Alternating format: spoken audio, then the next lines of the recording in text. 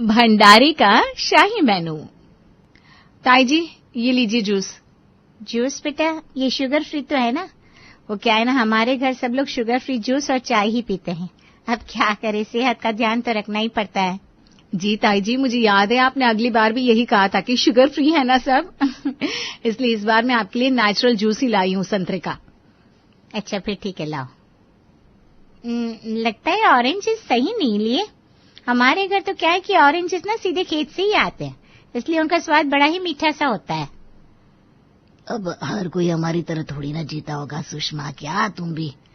चलो अब जो है पी लो। हाँ, बात तो सही है आपकी, हर कोई हमारी तरह थोड़ी ना है अब। वैसे भाभी, यहाँ बहुत दिनों बाद आना हुआ। हाँ, आपका घर काफी पीछे पड़ जाता है ना, क्या करें। आपको तो पता है हमने बिल्कुल रोड पर घर लिया है, वहाँ से यहाँ आना थोड़ा मुश्किल सा हो जाता है। और हमारी बड़ी गाड़ी यहाँ अंदर तक आ भी नहीं पाती, बड़ी दिक्कत है। इनसे यहाँ आने का कारण पूछ रहे हैं, और ये है कि हर बार कुछ और ही बता देते, जैसे मौका ढूंढते ये लोग हमें नीचा दिखाने का। ताया जी और ताई जी यहाँ आते ही तो इसलिए हैं कि वो यहाँ आकर अपनी बड़ाई सुना सके। वो तो अब मैं भी समझ गई हूँ जीजी। अब देखना कैसे धीरे धीरे अपने गहने कपड़ों के बारे में बताने लगेंगी ताई जी। भाभी, मैं ये पूछ रही थी कि अरे मैं खुद ही बता देती हूँ। यही पूछ रही हूँ ना कि ये साड़ी कहाँ से ली। ये साड़ी लखनवी साड़ी है, यहाँ तो मिलती ही नहीं। वो तो मेरे बेटे बहू बाहर घूमने गए थे तो उन्होंने मेरे लिए लाई है। और ये गहने ना मैंने दुबई से लिए है। वो क्या है ना, वहाँ सोने की अच्छी डिजाइन मिलती है, इसलिए ये गहने तो मैंने वहीं से पसंद कर लिए।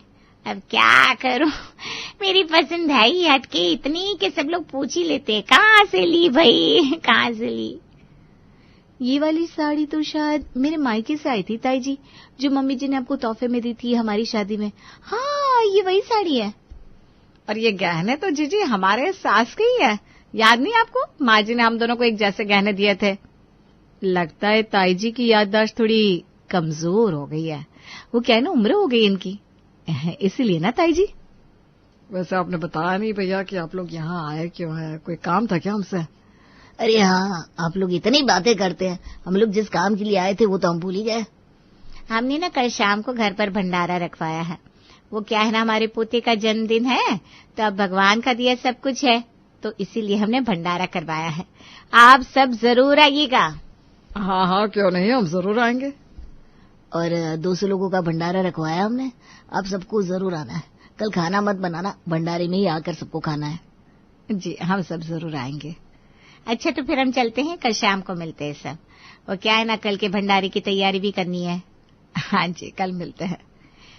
कंचन, आप चाहे तो अड़ोस पड़ोस वालों को भी लेकर आना। वो क्या है ना, हमने इतना बड़ा भंडारा करवाया है कि कोई भी आ सकता है। जी भाभी, मैं सबसे कह दूंगी। चलो अब हम चलते हैं। हाँ फाइनली। कुछ कहा क्या बड़ी बहू? नहीं ताई जी, मैं तो कह रही थी कि कोई काम हो तो बताना, मैं मदद के लिए आ जाऊंगी। अरे काम कहाँ, हम तो सब बाहर से ही करवाते हैं। इतने सारे लोग होते हैं हमारी मदद के लिए, पूछो मत। हम तो खुद ही कोई काम नहीं करते हुए। चलो अब हम चलते हैं। लगता नहीं कि आज इनका जाने का कोई मन है जीजी। सोच रही होंगी कोई चीज रह तो नहीं गई जिसकी बड़ाई करनी बाकी हो। चलिए भाभी, मैं आपको गली के बाहर तक छोड़ आती हूँ। ये हुई ना बात, जाकर छोड़ ही आओ भाई। गुप्ता परिवार के बड़े भाई कुछ इस तरह के थे कि उन्हें छोटे भाई यानी दिलीप गुप्ता को हर बात में ये जताने में मजा आता था कि वो उनसे कितने आगे हैं। इस बार बीज भंडारे की बात छेड़कर उन्होंने जता दिया कि उनके जैसा बड़ा भंडारा कोई कर ही नहीं सकता। मम्मी जी, आपको याद है जब इनके छोटे बेटे की शादी थी तब भी ताया जी ताई जी ऐसे ही आए थे और कितना सब बोल के गए थे, हम तो शादी ऐसे करेंगे वैसे करेंगे, शादी में इतना खर्चा किया है, उतना पैसा बहाया है। हाँ, और क्या कह रहे थे, आपकी छोटी बहू से कहीं गुना ज्यादा दहेज मिला है हमारी छोटी बहू को। हाँ, और जब हम शादी में गए तो किसी चीज का ठिकाना नहीं था। खाना तो ऐसा था कि गले से नीचे नहीं उतर रहा था, और शादी का वेन्यू इतना छोटा कि मेहमान आधे तो बाहर ही खड़े थे। अरे भैया और भाभी का तो तुम लोगों को पहले से पता है, वो लोग यहाँ आते ही है हमें नीचे दिखाने सिर्फ। पापा सही कह रहे हो, हम दोनों को देखो, धीरज और मैं तो कभी उन्हें कोई जवाब ही नहीं देते, क्योंकि हमें पता है कि उन पर कोई असर नहीं होने वाला, चाहे आप कितना भी बोलो। हाँ, उन्होंने अपने छोटे भाई की शादी के लिए चाहे जो कुछ भी बोला था, लेकिन फिर भी सबको मेरी और रिया की शादी में ज्यादा मजा आया था। हाँ, सब लोग कह रहे थे धीरज की शादी तो बहुत बढ़िया की थी आपने। तो बस जब हमें पता है कि हम उनसे बेहतर हैं तो हमें क्यों न जवाब देना है। फिर हमारा काम ही हमारा नाम ऊंचा कर देता है। हाँ, लेकिन इनका हर बार का है, हम ये करते हैं, हम वो करते हैं। इस बार देखो कैसे ठाठ से बोल कर गए। हमने 200 लोगों का भंडारा रखवाया है, आप अपने पड़ोसियों को भी लेकर आना। ये वो। हाँ माँ जी, हम सच में अपने पड़ोसियों को भी लेकर चलते ना, फिर देखना वहां जाकर उनकी बेइज्जती होने वाली है। हाँ जीजी सही कह रही हैं। हम जानकी आंटी के परिवार को और कावेरी आंटी के परिवार को भी न्योता दे देते हैं भंडारी का। जब सब चलेंगे तो देखना उनके यहाँ कोई इंतजाम ही नहीं होगा। अरे छोड़ो ना, हमें ये सब क्यों ही करना है, उन्हें जो करना है करने दो। हाँ, मुझे भी यही सही लग रहा है। हम क्यों पड़ोसियों को लेकर जाए उनकी बेइज्जती करवाने के लिए। बहुएं बिल्कुल ठीक कह रही हैं कि आखिर वो हमें नीचे दिखाना चाहते हैं तो हम क्यों पीछे रहे। हम भी अपने पड़ोसियों को न्योता देंगे कि भंडारे पर आना है। हाँ, और वैसे भी ताई जी खुद कह कर गई है कि आप लेकर आना पड़ोसियों को भी, तो हम तो बस उनकी आज्ञा का पालन कर रहे हैं। सही है जीजी। भंडारी का न्योता सीमा और रिया ने आधे से ज्यादा मोहल्ले को दे दिया और सब लोग भंडारे में जाने के लिए तैयार भी हो गए। जानकी, कावेरी, तुम लोग भी आ गए? हाँ, अरे मोहल्ले वाले तो वहाँ तुम्हारी जिठानी के घर पहुँच भी गए हैं। हम तो तुम्हारा ही इंतजार कर रहे थे बस। हाँ, चलो चलते हैं, हम भी बस तैयार ही हैं। चलिए आंटी जी, आज आपको हमारी ताई जी के घर का भंडारा खिलाते हैं। चलो सब लोग तैयार है। चलो सब गाड़ी में बैठो। आ जाओ कावेरी, जानकी, चलो। सब लोग ताई जी के घर पहुंचते हैं। वाह कंचन, तेरी जिठानी का घर तो काफी बड़ा है। हाँ, बड़ा तो है, लेकिन हमारा घर भी छोटा नहीं है वैसे। अरे चलो चलो, भंडारा शुरू हो गया है। देखो सब लोगों ने खाना लेना शुरू भी कर दिया है। अरे इतनी उतावली क्यों हो रही है? भंडारे की आलू पूरी खाए नहीं है क्या कभी? हाँ, आलू पूरी तो है भंडारे में। इतना बड़ा घर है फिर भी भंडारे में आलू पूरी रखे हैं सिर्फ। ये तो वही बात हो गई ना, नाम बड़े दर्शन छोटे। चलो अब जो है खा लेते हैं प्यार से। हाँ, लेकिन ये आलू पूरी बड़े ही स्वाद है कंचन। मुझे लग रहा है मैंने इससे अच्छे आलू पूरी कभी खाए नहीं है। अरे भंडारे में आलू पूरी हलवा पूरी तो सब रखते ही है, क्या कभी नहीं खाया है? क्या कुछ भी बोल रही है तू जानकी।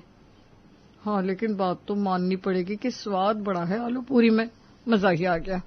और ये मैं नहीं, सारे मोहल्ले वाले कह रहे हैं कि उन्हें यहाँ भंडारे में मजा ही आ गया। इन्हें यहाँ लाए थे ताई जी की बेइज्जती करवाने, ये तो वाह वाह कर रहे हैं मम्मी जी। हाँ, पता नहीं इन लोगों ने कभी आलू पूरी नहीं खाई, इतनी तारीफ कर रहे हैं जैसे आलू पूरी नहीं सोने की सब्जी खिला दी हो मेरी जिठानी ने।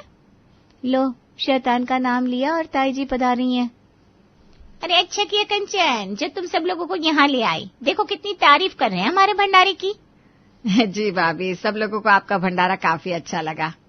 अरे लगना ही था, हमारे घर का जो है। चलो कोई बात नहीं, आप लोग भी पेट भरकर खाइएगा, चाहे तो घर पर भी ले जा सकते हैं। अरे नहीं नहीं। हाँ, हम तो लेकर भी जाएंगे घर पर। चल कावेरी। हाँ चल, मैं भी डिब्बा लाई हूँ साथ में। अरे इन दोनों को देखो, कंचन और उसकी बहुएं जो करना चाहती थी उससे सब कुछ उल्टा ही हो गया। और उसके बाद ताई जी ने जो उन्हें एटीट्यूड दिखाया था वो अलग। अरे कावेरी आंटी, जानकी आंटी को देखो, वहां से डब्बे भर भर कर आलू पूरी लेकर आई हैं, जैसे कभी आलू पूरी देखे ही ना हो। क्या सोचा था कि सब लोग जाएंगे तो उन्हें पता लगेगा कि ताई जी के घर कोई इंतजाम नहीं था, ऐसा कहेंगे ये लोग। लेकिन यहाँ तो सब लोग ताई जी की तारीफ कर रहे हैं। अरे अब तो भाभी का रुतबा और भी बढ़ गया, क्योंकि उनके मोहल्ले में ही नहीं मेरे मोहल्ले में भी उनकी तारीफ हो रही है। बोलो। नहीं मम्मी जी, हम ये कैसे होने दे सकते हैं? मैं तो कहती हूँ हम भी भंडारा करवाते हैं और उनसे बेहतर करवाते हैं। वाह जीजी, क्या आइडिया दिया है आपने। जीजी सही कह रही है मम्मी जी, हम भू भंडारा करवाते हैं और उनसे बेहतर करवाते हैं। जिस तरह सब लोग हमारे घर की शादी की तारीफ कर रहे थे ना, उसी तरह देखना आप हमारे घर के भंडारे की भी तारीफ करेंगे। हाँ, कुछ तो करना पड़ेगा, नहीं तो भाभी आए दिन उसी भंडारे की तारीफ कर करके हमारा जीना मुश्किल कर देंगी। घर की औरतों ने ठान लिया था कि किसी भी हालत में वो अपना रुतबा अपने मोहल्ले में हासिल करके रहेंगी। रात को जब सब लोग साथ में बैठे हैं, क्या भंडारा करवाना है? लेकिन क्यों भाई अचानक से?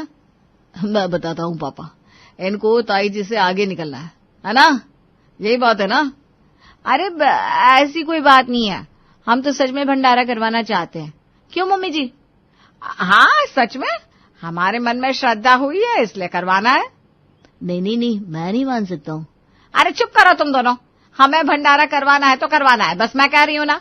और ऐसा करवाना है कि लोग सालों तक उसे याद रखें। बिल्कुल शाही भंडारा होना चाहिए। शाही भंडारा क्या होता है? जिसमें आलू पूरी नहीं, शाही पनीर हो, दाल तड़का हो, बटर रोटी हो, पुलाव हो, गुलाब जामुन हो। ये भंडारे का मेनू है या किसी 5 स्टार होटल का?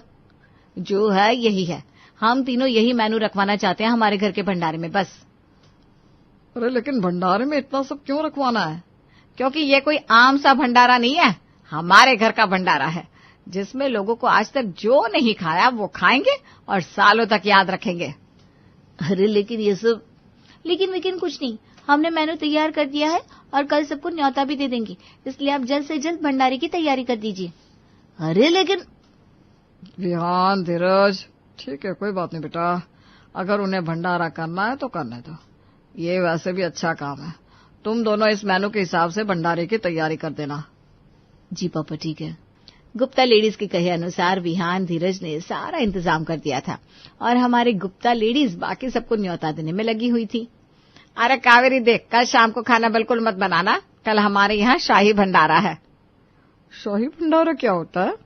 अरे आंटी, आप कल आएंगे ना तो आपको ख्याल आ जाएगा कि शाही भंडारा हम कहते किसे हैं। अरे तुम लोगों ने तो सस्पेंस ही बना दिया। आखिर ऐसा क्या रखवाया है भंडारे में? अरे सब कुछ अभी बता देंगे आंटी तो मजा नहीं आएगा, कल आपको पता चल जाएगा। सब्र का फल मीठा होता है। और कल पूरे परिवार के साथ में आना है भंडारे में, चाहो तो अपने रिश्तेदारों को भी लेकर आना। अरे शाही भंडारे का नाम सुनते ही अब तो सबको लाना ही पड़ेगा। चलिए हम चलते हैं, कल की तैयारी भी करनी है। गुप्ता परिवार का शाही भंडारा सज चुका था, लोग आना भी शुरू हो गए थे। आज देखिएगा मम्मी जी, कैसे हमारा नाम इस मोहल्ले में सुनहरे अक्षरों में लिखा जाएगा। हाँ मम्मी जी, लोग हमारे शाही भंडारे को सालों तक नहीं भूल पाएंगे, कहेंगे क्या शाही पनीर था, क्या पुलाव था। अब जब भाभी के कानों तक हमारे शाही भंडारे की बात पहुंचेगी ना तो उनके तो होश ही उड़ जाएंगे, देखना। अरे कावेरी आंटी, आपने शाही भंडारा खाया कि नहीं? कैसा लगा? सोचा नहीं होगा ना आपने कि भंडारे में भी इतना सब मिलेगा। हाँ, ये भंडारा कम शादी ज्यादा लग रही है। इतना भारी खाना है कि गले से नीचे ही नहीं उतर रहा। क्या भारी खाना? ये तो शाही खाना है। लेकिन हाँ, शाही खाना तो है, लेकिन भंडारे में जो आलू पूरी बनती है उसकी बात कुछ और होती है। क्यों कावेरी? हाँ, मैं भी यही कहना चाहती थी कि भंडारे का स्वाद तो आलू पूरी और हलवे में ही आता है। ये तो लग रहा है किसी होटल का खाना खा रहे हैं। अरे ये सब क्या बोल रहे हैं लोग? अच्छा हम चलते हैं बहन जी। आपने भंडारा खाया ना? हाँ, हम सब ने बस एक रोटी ले ली, शाही पनीर के साथ कुछ और खाया नहीं जा रहा था। तो आप घर ले जाइए खाना। नहीं नहीं बहन जी, आलू पूरी होता तो ले भी जाते, बच्चे ना बड़े शौक से खाते हैं, लेकिन ये सब्जी वो देखेंगी भी नहीं। मम्मी जी, यहाँ तो लोग एक एक रोटी ले रहे हैं बस, कितना सारा खाना बर्बाद हो रहा है। शाही भंडारे का आइडिया गलत था क्या हमारा? तुम सबका भंडारे का आइडिया गलत नहीं था, लेकिन दूसरे को नीचे दिखाने का ख्याल गलत था। भंडारे का प्रसाद अमृत की तरह होता है, जो सात्विक हो तो ज्यादा अच्छा है, लेकिन आप लोगों को ताई जी को नीचे दिखाना था, इसलिए इतना सब रखवा दिया। अगर हम भी सामने वाले की तरह ही बन जाएंगे तो फिर हम में और उनमें अंतर क्या रहेगा? तुम सब ठीक कह रहे हो, भंडारे का असली मजा सादगी में और शुद्धता में ही आता है, जो हम भूल गए हैं। हमें माफ कर दीजिए, हमारी वजह से इतना सारा खाना बर्बाद हो गया। कोई बात नहीं, ये भी जीवन की एक सीख समझ कर रख लो। पारुल और रजत एक दूसरे को पसंद किया करते थे। रजत, हमें साथ रहते हुए कितना वक्त हो गया है, अब तो तुम मेरे घर पे हमारे बारे में बात करो। ठीक है, मैं अपने परिवार के साथ कल तुम्हारे घर आकर आमने सामने बात कर लेता हूँ, ठीक है? रजत की बात सुनकर पारुल बहुत खुश हो जाती है और अगले दिन रजत अपने दादा दादी और मम्मी पापा के साथ पारुल के घर आता है। भाई साहब, मेरी बेटी ने अपनी पसंद का लड़का चुना है, तो वो तो लाखों में एक ही होगा। हमें ये रिश्ता मंजूर है। बेटा तुम चिंता ना करो, तुम्हारी बेटी अब से हमारी भी बेटी है। दादाजी, क्या आप लोग सभी साथ में रहते हैं? हाँ बेटा, हम तो अपने परिवार को एक साथ लेकर चलते हैं, बिना परिवार के सब अधूरा। जी, आपने बिल्कुल सही कहा। उसी दिन पारुल और रजत का रोका हो जाता है और शादी की डेट भी अगले महीने की रख दी जाती है। बातचीत करने के बाद रजत परिवार के साथ वहां से चला जाता है। उनके जाते ही पारुल की माँ कविता पारुल को अकेले में ले जाकर कहती है, बेटा तूने शादी से पहले देख तो लिया था कि रजत का परिवार कितना बड़ा है। क्या तू मैनेज कर पाएगी इतने बड़े परिवार में? माँ, मैं भी यही सोच रही हूँ कि मैं इतने बड़े परिवार में कैसे रहूँगी। देख बेटा, शादी को अभी 1 महीना बाकी है। तू रजत से बात कर और उसको समझा। हाँ मम्मी, बस एक बार जो इंटरव्यू दिया था ना, उसका जवाब आ जाए। कौन सा इंटरव्यू बेटा? अरे वो माँ, मैंने यूके देश में एक जॉब का इंटरव्यू दिया था। अगर मुझे जॉब मिल गई तो मैं रजत से कहूँगी कि अब वो अपनी फैमिली को छोड़कर यूके में मेरे साथ बस जाए। अरे वाह वाह, तूने तो बहुत अच्छा दिमाग लगाया। बस अब जल्दी से तेरा इंटरव्यू क्लियर हो जाए, तेरी जॉब लग जाए, फिर उसके बाद तू रजत के साथ अकेले आराम से रह पाएगी। ना कोई बड़ा परिवार, ना कोई जिम्मेदारियाँ। ऐसे ही कुछ दिन निकल जाते हैं। एक दिन पारुल की भाभी श्वेता और कविता में तू मैं हो जाती है। बहू, ये कौन सा तरीका है काम करने का? अगर काम करने का मन नहीं था तो मना करती, ऐसे थोड़ी ना काम होता है। माँ जी, आप तो मुझे सिखाओ मत कि काम कैसे किया जाता है। आज तक मैंने कौन से काम में गलती करी है? हाँ, तू तो एकदम एक्सपर्ट आई थी अपने मायके से। बस संस्कार सिखाना भूल गए तेरे माँ बाप, और यहाँ आकर तूने मुझे भी झगड़ना सिखा दिया। भाई तू तो मेरी सास हो गई। माँ जी, मेरा ऐसा मतलब नहीं था। आप बात को ना ज्यादा तूल दे रही हैं। हाँ, अब तो मैं ही तूल दूंगी बातों को, तुझे थोड़ी ना कुछ करना आता है। माँ जी, ऐसा है तो आप अपना काम खुद करिए, मुझे कुछ नहीं करना। या तो मुझसे ढंग से बात करो, वरना मैं कोई काम नहीं करूंगी। ऐसा कहकर श्वेता अपने कमरे में पैर पटकती हुई चली जाती है। वहीं दूसरी तरफ गुस्से में आग बबूला हो रही कविता कहती है, देखो तो सही बहू के नखरे, आते ही ससुराल पर कब्जा करना चाहती है, और जरा सा कुछ बोल दो तो बस पैर पटकती अपने कमरे में चली जाती है। ऐसे चलाएंगे ससुराल? क्या हुआ माँ, ऐसा क्यों चीख रही हो? क्या बात हो गई? अरे क्या बात होनी है, हर रोज का ड्रामा है तेरी भाभी का। जरा सा कुछ बोल दो तो पैर पटक कर अपने कमरे में चली जाती है। बाकी अपना काम सब खुद करो, उसका तो उसे कुछ लेना देना नहीं। न जाने कौन से पल में ऐसी बहू ले आई थी मैं। माँ, मैं भी काफी देर से सुन रहा हूँ। आप भी बिना बात के श्वेता को उल्टा सीधा बोले जा रही थी। गलती आप दोनों की है। कम से कम आपको शांत हो जाना चाहिए। गुस्से में कुछ भी मत बोलो जिससे कि लड़ाई भड़क जाए। अरे वाह भाई, तू तो अभी से भाभी की साइड ले रहा है। आगे चलकर माँ का क्या होगा इस घर में? तू तो अभी भाभी के खिलाफ कुछ नहीं सुन सकता। आगे चलकर भाभी ने माँ को कुछ बोला तो तू तो यही सोचेगा कि माँ ही गलत है। मुझे पता है कौन गलत है और कौन सही है। मैं भी यही था जब माँ उल्टा सीधा बोल रही थी। और मैं ये नहीं कह रहा कि गलती श्वेता की नहीं है, गलती दोनों की थी। ना माँ को इतना उल्टा सीधा ज्यादा बोलना चाहिए था और ना श्वेता को माँ को जवाब देना चाहिए था। मैं माँ के साथ साथ श्वेता को भी जाकर यही बोलूंगा। बस भाई बस, हमें पता है कौन किसको क्या बोलेगा। हाथी के दांत खाने की कुछ और दिखाने की कुछ और होते हैं। लगता है पारुल, तू कभी कभी भूल जाती है कि मैं तेरा बड़ा भाई हूं और तू छोटी बहन। जब जरूरत ना हो तो मत बोला कर। ऐसा बोलकर राहुल भी अपने कमरे में चला जाता है। देख रही है बेटी क्या होता है जब घर में बहू की चलने लगती है। न जाने बुढ़ापे में मेरा क्या होने वाला है। माँ, तुम चिंता मत करो, जो होगा वो अच्छा ही होगा। अगले दिन पारुल के पास रजत का फोन आता है। हेलो पारुल, क्या तुम आज मेरे घर आ सकती हो? हाँ बिल्कुल। पारुल तैयार होकर रजत के घर के लिए निकल जाती है। वो बहुत खुश थी, लेकिन घर पहुंचने के बाद उसका चेहरा लटक जाता है क्योंकि रजत का सारा परिवार वहीं बैठा हुआ था और पारुल के आते ही सभी लोग उसका स्वागत करते हैं। आओ बेटी आओ, ये तुम्हारा ही घर है। अभी से अच्छे से देख लो, पूरी जिंदगी तुम्हें यहीं रहना है। रहने के साथ साथ हमें अच्छा अच्छा खाना बना कर भी खिलाना है, तो अच्छे से अपना ससुराल देख लो। कोई कमी लगे तो बता दो, तुम्हारे आने से पहले ठीक करवा देंगे। हाँ भाभी, क्योंकि अब तो आपको सारी जिम्मेदारी उठानी है ससुराल की। अब तो मेरे काम भी आप ही करोगी। अब तो मैं रोज भाभी को परेशान किया करूँगा। तुम सब चुप रहो, मैं पूरा दिन भाभी के पास रहा करूंगी, क्योंकि वो तो मेरी प्यारी भाभी है।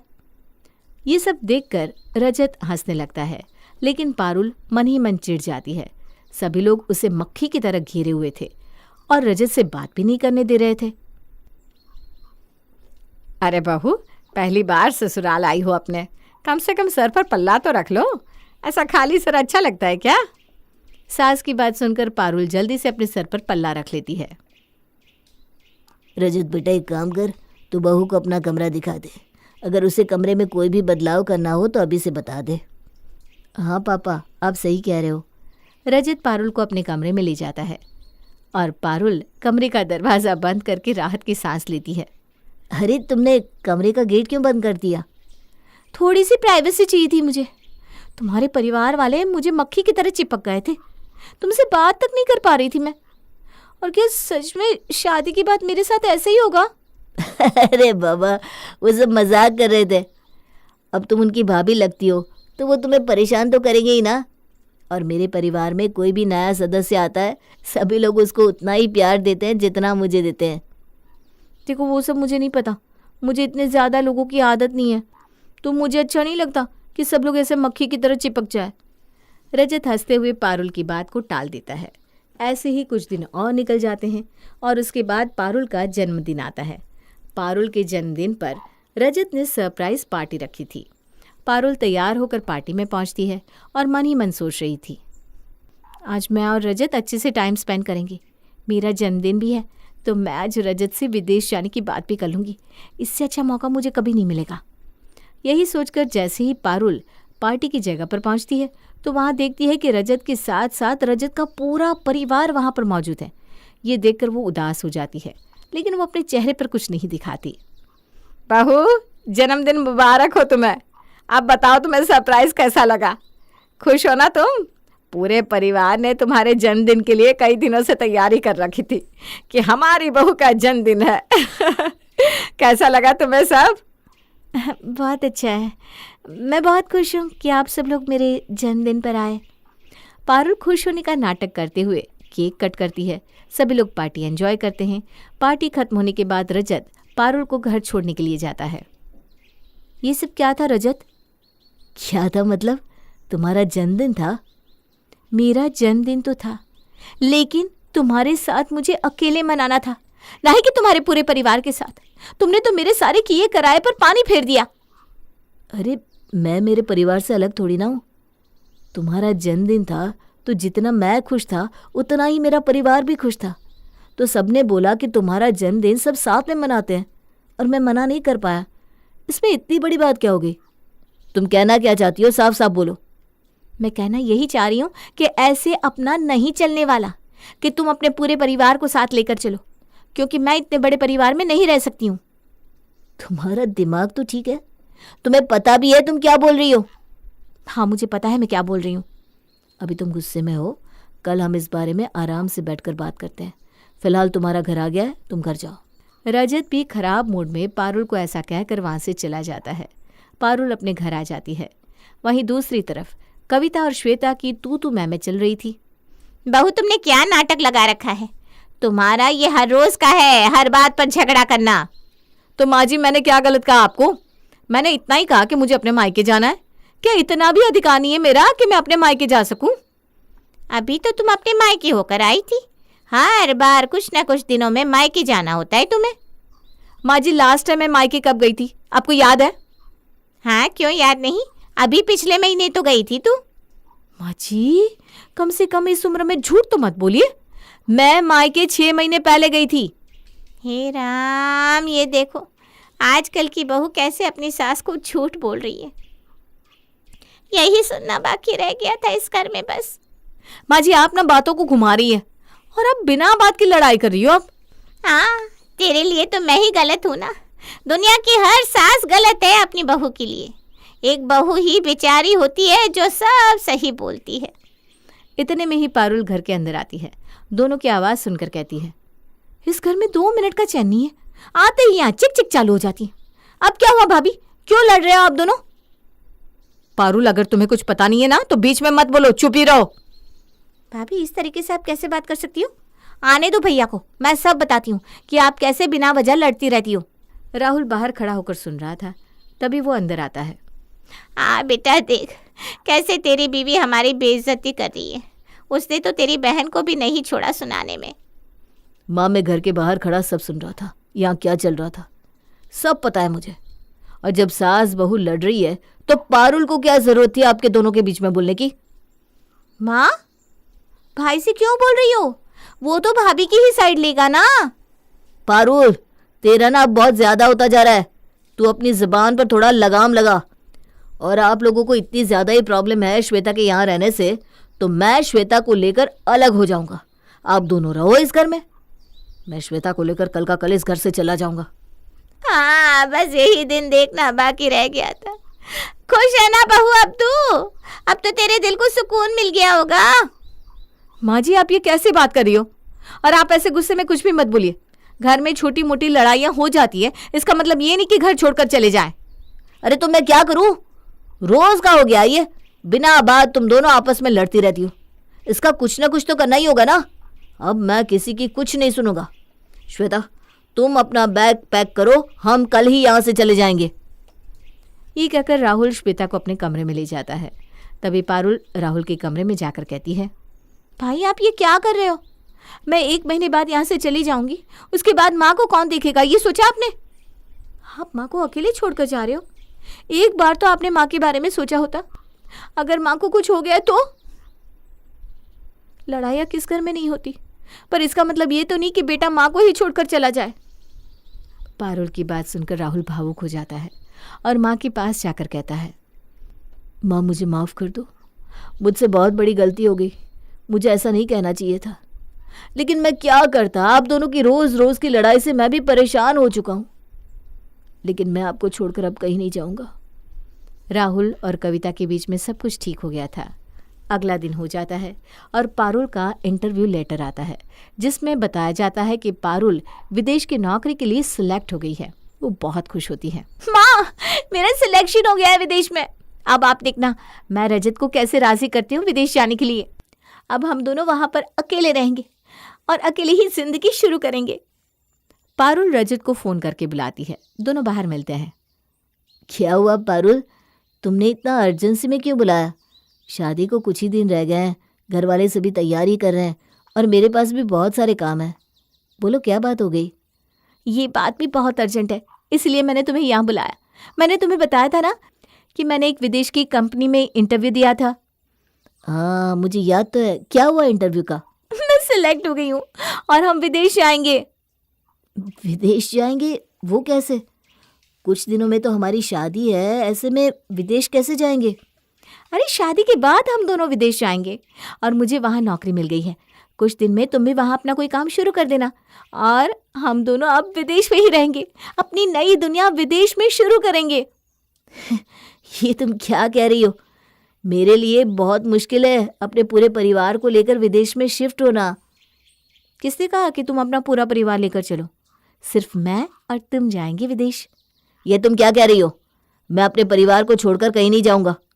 उन्होंने मेरे लिए कितना कुछ किया है और अब जब उनके खुश होने का समय आया तो मैं उन्हें छोड़कर दूसरे देश चला जाऊं? मैं ऐसा नहीं करूंगा।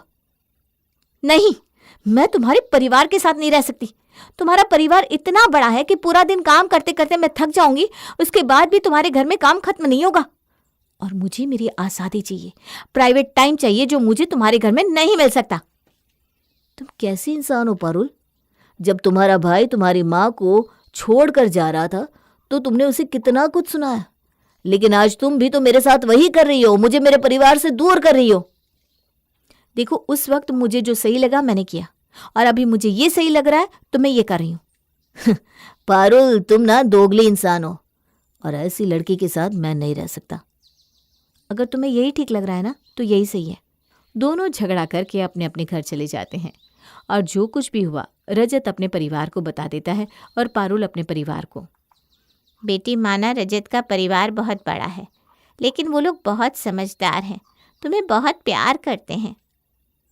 माँ सही कह रही है पारुल, वो लोग तुझे नौकरी भी करने दे रहे हैं। इतना अच्छा परिवार और कहाँ मिलेगा। जा जाकर रजत से माफी मांग ले, सब ठीक हो जाएगा। वहीं दूसरी तरफ बबीता कहती है, अरे बेटा इतनी सी बात थी और तू बहू से लड़कर आ गया। अगर बहू को विदेश जाना है तो चला जा, वो भी तो तेरे अच्छे के लिए ही सोच रही है ना। और बेटा हम सब यहीं हैं, जब तेरा मन हो जाए तो आ जाया करना। जा बेटा, बहू को ऐसे नाराज मत कर। जा जाकर माफी मांग ले और उसको मना ले।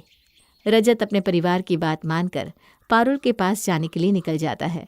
वहीं पारुल भी अपनी माँ और भाई की बात मानकर रजत के पास आ रही होती है। पारुल, मुझे माफ कर दो। तुम जहाँ रहना चाहती हो वहाँ चलेंगे। तुम्हें अकेले रहना है ना, मैं वैसे ही रह लूँगा। मुझे माफ कर दो रजत, मैं समझ गई हूँ कि परिवार के साथ रहने में ही असली सुख है।